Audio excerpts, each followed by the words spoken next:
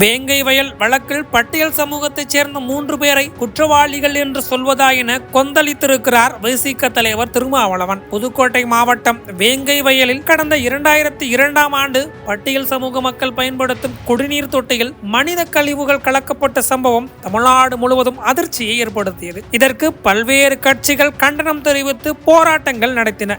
இன்று விசாரணைக்கு வந்த இந்த வழக்கில் மனுதாரர்கள் தரப்பில் சம்பவம் நடந்து 2 ஆண்டுகளுக்கு மேல் ஆகியும் இதுவரை குற்றப்பத்திரிகை தாக்கல் செய்யப்படவில்லை என தெரிவிக்கப்பட்டது. இதை மறுத்த தமிழக அரசின் கூடுதல் தலைமை வழக்கறிஞர் ரவீந்திரன், விசாரணை முடிவடைந்து முரளிராஜா, சுதர்சன் மற்றும் முத்துகிருஷ்ணன் ஆகியோருக்கு எதிராக கடந்த ஜனவரி 20ஆம் தேதி புதுக்கோட்டை சிறப்பு நீதிமன்றத்தில் குற்றப்பத்திரிகை தாக்கல் செய்யப்பட்டுள்ளதாக தெரிவித்தார். அதோடு சிபிசிஐடி போலீசார் நடத்திய விசாரணையில் வேங்கை வயல், இறையூர் கிராமங்கள் அடங்கிய முட்டுக்காடு பஞ்சாயத்து தலைவராக உள்ள பத்மா முத்தையா குடிநீர் தொட்டி ஆபரேட்டர் சண்முகத்தை பணி நீக்கம் செய்ததால் பஞ்சாயத்து தலைவரின் கணவர் முத்தையாவை பழிவாங்கும் வகையில் குடிநீரில் நாற்றம் வருவதாக முரளிராஜா என்பவர் பொய் தகவலை பரப்பியதாகவும், அதன்பின் குடிநீர் தொட்டி மீது ஏறிய முத்துகிருஷ்ணன் மற்றும் சுதர்சன் ஆகியோர் இந்த குற்றச் செயலில் ஈடுபட்டதாகவும் கூறி கூடுதல் தலைமை வழக்கறிஞர் அறிக்கை தாக்கல் செய்தார். இந்த நிலையில் வேங்கை வயல் வழக்கில் காவல்துறையின் குற்றப்பத்திரிகை விசாரணையை நீதிமன்றம் ஏற்கக்கூடாது எனவும், இவ்வழக்கை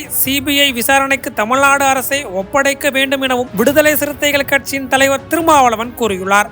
இதுகுறித்து திருமாவளவன் வெளியிட்டுள்ள அறிக்கையில், வேங்கை வயல் வழக்கில் தமிழ்நாடு காவல்துறை பட்டியல் சமூகத்தைச் சேர்ந்த 3 குற்றவாளிகள் என கூறியிருப்பது அதிர்ச்சி அளிக்கிறது. காவல்துறையின் குற்றப்பத்திரிகையை விசாரணை நீதிமன்றம் ஏற்றுக்கொள்ளக்கூடாது, மேல் விசாரணைக்கு ஆணையிட வேண்டும் என்று தெரிவித்துள்ளார்.